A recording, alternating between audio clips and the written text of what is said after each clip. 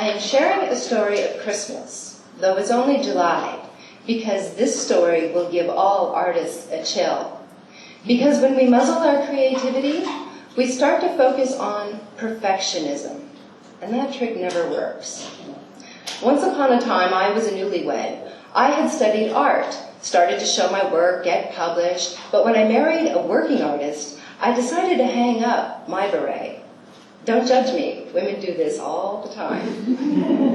I thought that I should support him in his creativity, and that my work would be as a domestic artist, like Martha Stewart. I wanted to pour every inch of my creative self into this new life, and nowhere would I have a chance to exhibit my newfound domestic flair more than Christmas. Ah, Christmas. It had my name written all over it. Our very first Christmas. I began by making individual handmade Christmas cards and posting them to all our friends and family. I strung popcorn and cranberries for the tree until my fingers were bloody and raw. We invited a group of 25 guests.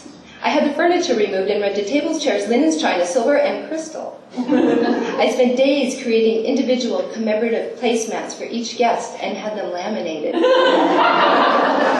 I bought gifts for everybody and then decorated each recipient's wrapping paper with images depicting why that person was important to me. Before dinner, I'd served 2 different kinds of pâté, both made from scratch, and shrimp cocktail. And you know I made that cocktail sauce myself. I would start with a Christmas salad and finish with a bread pudding covered in a whiskey sauce. I thumbed through my newlywed collection of cookbooks looking for the perfect main course when I stumbled upon a recipe that went on for 4 whole pages with no pictures. She was called cassoulet. I don't even know what cassoulet was, but if it went on for 4 pages, it must be good. I'd make that for 25 people. First of all, cassoulet costs a fucking fortune. And not just because I did the math wrong and quadrupled the recipe where I really should have doubled it. I spent $700 in meat alone. Ducklings, lambs, pigs, and cows all sacrificed their lives for my cassoulet. Don't judge me, I still can't buy meat. The trouble began with preparation. The recipe called for me to saute a pound of lamb bones with fresh herbs and spices. As I was quadrupling the recipe, this was a lot of lamb bones. Then the directions advised, set aside. And then they never mentioned the lamb bones again. I flipped through the pages frantically, but there's nothing. What the hell am I supposed to do with 4 pounds of delicately seasoned lamb bones? From there, the recipe just kept getting away from me. I had to borrow a large cafeteria pot from a neighbor, and I stood on a chair to stir my stew. I sauteed pork cubes with duck giblets and wingtips. I rendered bacon fat and cooked my shallots and carrots. And then I added dried beans. The directions called for the whole thing to be flambéed with 2 cups of vermouth. So I poured an 8. Big mistake. Boom. I cleaned beans off the ceiling for a whole year.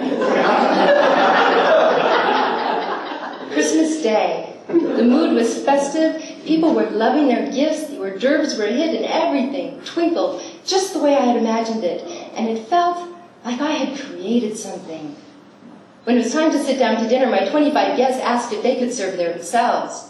Oh, no, I said. I'll serve you.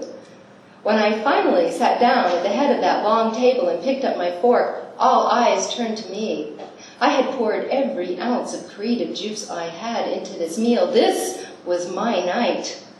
I took a bite of cassoulet and immediately scraped it back off my tongue. It was awful. A cheer of relief spread throughout the table. Yes, my guests agreed. It is awful. Really awful. It tasted of something that smells bad. And it smelled bad.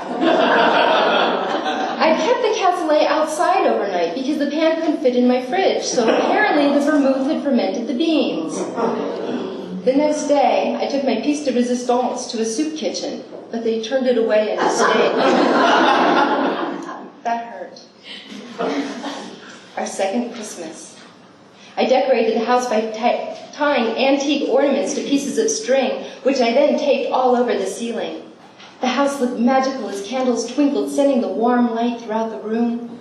I had sent out my handmade Christmas cards, created the individual commemorative placemats and had them laminated, made wrapping paper for everybody's gift that reflected my true feelings about them. I made my pâtés, my cocktail sauce, the Christmas salad, the bread pudding with the whiskey sauce. But this year, the main course would be French onion soup. I happen to make killer French onion soup. I flambe the onions and serve it with gobs of melted cheese. After clearing everybody's salad plates, I began preparing the soup bowls. It smelled delicious. But it was as I was ladling the soup that I first realized my mistake. How the hell was I going to melt 25 bowls of cheese in that tiny oven? I could already hear the giggles next door. Everything all right in there? Everything's fine. But it wasn't fine. I ran in the bathroom and grabbed my blow dryer. I set it on high, and I shot its full force on the bowls of soup. 2 pounds of delicately shredded Gruyere and smoked mozzarella flew up into the air, and landed all over me. I was covered in cheese. Everything's fine. I shook the cheese out of my hair and back into my guest bowls. Then I dashed out to the garage and came tearing back in, dragging a large propane torch. Stand back! Boom! A 3-foot flame shot across the kitchen. Everything's fine. I wiped the sweat away and smiled as we ate in silence, trying to pretend that my beautiful soup didn't taste of propane. It's because it did. At that moment, the ceiling had been heated to such a degree that the tape softened, and my antique ornaments began falling from the ceiling and smashing to the ground, shards of glass everywhere. Grandma and Uncle John both got hit on the head and were bleeding. Run, shouted my guests as they dashed for cover. As a hostess, this was mortifying.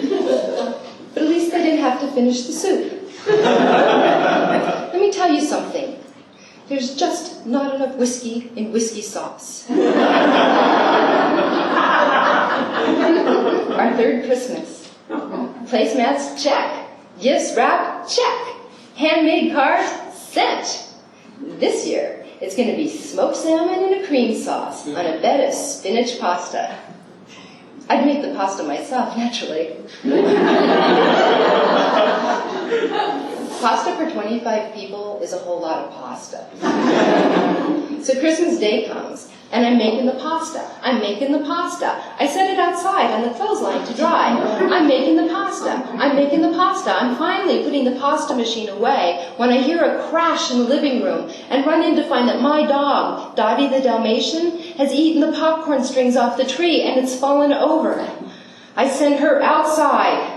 As I struggle to put the tree back up, I see something black and white going up and down outside, and before I can shout, "Bad dog!" Dottie has jumped up and eaten all my pasta from the clothesline. I take my machine out again, and I'm making the pasta. I'm making the pasta. They're going to be here soon. Desperate for somewhere to dry my pasta now, I bring the clotheslines in from outside, and I string them across the kitchen, from the table to the cabinet, from the table to the oven, from the table to the cabinet. And I'm making the pasta. I'm making the pasta. And then I realize that I have 25 people coming over imminently, and I've completely blocked the kitchen in with pasta. The only way to finish this friggin' dinner is to crawl on the floor on my belly. So I do. And my guests arrive to find me cutting, chopping, baking, and mixing on the floor like an animal.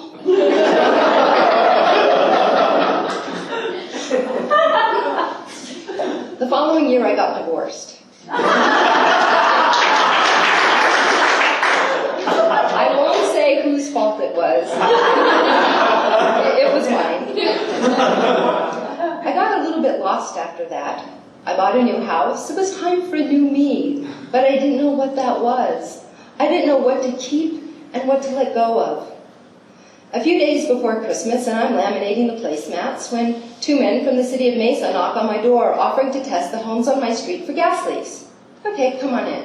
You ever smell anything funny in the house, they ask?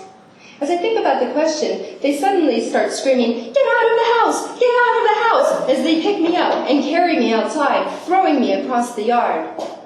Apparently, I had a rather large gas leak. As they wound large yellow rolls of tape around my house, I pleaded with them, "Please, can't you wait until after Christmas? I've got 25 guests coming for dinner. I think they're really going to frown on this." "Lady," said the man from the city, "you and your 25 guests would have gone boom. Christmas just ain't worth it." And boom, just like that, I knew what to let go of. Bye-bye, Martha.